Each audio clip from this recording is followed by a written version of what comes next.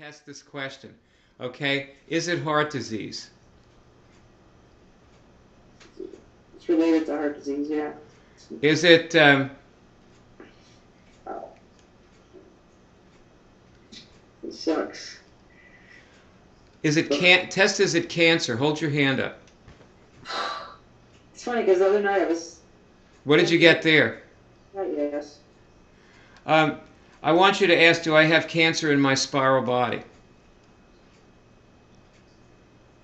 Caught that too. Got it. Okay, remove it.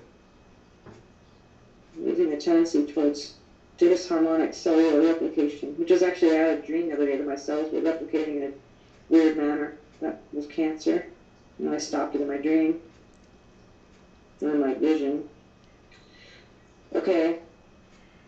Okay, now test, do I have heart disease in my gravitational body? You get no on that? Yeah, no. Okay, do I have heart disease in my spiral body? Came in with it, like it. Yeah, spiral body. Okay, remove it. My spiral body and the tendency towards heart disease. Yeah. Okay, do I have cancer in my spiral body? No. Getting a no. Okay, good. Do you feel any different than you did a minute ago? Yeah, I feel more crisp, more scent, more like contained. Okay. Well, if you start getting slurred speech or that numbness, I want you to test all your bodies and remove wherever you find either of those diseases, okay? Okay. Thanks. That's going to be your alarm bell. If you get a little numbness or slurring, you have to test for it immediately and take it out, okay? Okay.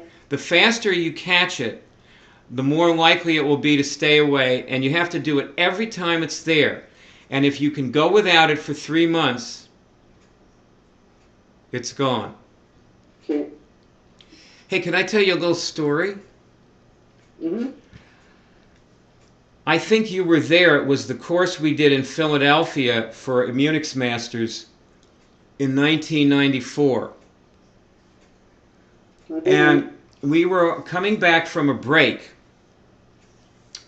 And one of the women from Silver City, who I'm sure you remember, she was the one with Dr. Barbara James. No, not Barbara. This woman had a camper. She was a heavyset woman who had a camper. Oh, yeah. But she didn't bring her camper to Philadelphia. She flew, you know, but she had a... Remember, do you remember her name? Yeah. And what was her name? She met her at Elho's, all that money. She got her name, kind of a cowgirl. Yeah, well, anyway, okay. So anyway, we were coming back from the break. I was teaching this course. And I'm standing there waiting for the students to go into the room and sit down so that I could come in, take my seat, and start teaching. Yeah. And this woman came over to me, and she said that she was accessing my gravitational body. Wow. And she found, because you can access somebody else's gravitational body just like your own, and she found what looked like a little metal sliver. Right. You remember this story? I remember you telling me. Yeah, I remember this whole idea of metal in bodies, and it was interesting. Well, let me finish the story because the viewers haven't heard it, and this movie's for them, not us. So she said the sliver. See where I'm putting my finger? Right here on my tooth. It was between the place in the gravitational body that controlled the DNA codes for these teeth. I mean, the gum and bone between these teeth. I mean, she isolated actually where she saw this thing. With a part of the physical body that it was affecting. Now, I had been having what seemed like a gum infection, you know, although I never really had too many bacteria, but there was no smell, no outward sign of bacteria, but it felt like there was that kind of aching in that place, you know, that there was something stuck in there.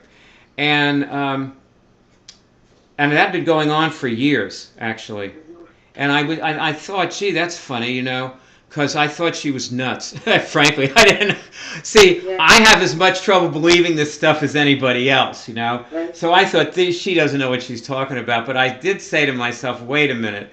You know, you've had trouble with that spot for a long time. So I told her about it. And she said, yeah, well, just take it out of your gravitational body and it will be okay. Wow. And whatever that thing is, over the years, it has reoccurred, and it doesn't seem to have any rhyme or reason. Like, I'll take it out and it will be gone for years. Right. And then I'll feel that bad feeling between those two teeth. And I go into my gravitational body and find that their thing is back. And I take it out, and within a few minutes the sensation disappears, and then it's gone for another year or so, or whatever. You know, I don't have to think about it. And I never figured out how to cure it or make it stay away permanently. So all I do is I just, whenever it's around, I take it out. That's all I can do, right? Yeah. I remember that. So now you got some diseases to cure, Barb. The gift of a disease. Something to practice on. You got some new diseases to practice on. I need to cure it after I've already cured it. I did cure this thing yesterday, so now I'll just take out any other. Well, you have to keep taking it out so it's not in your DNA. It's not enough to cure it so that the symptoms disappear. Yeah. You actually have to cure.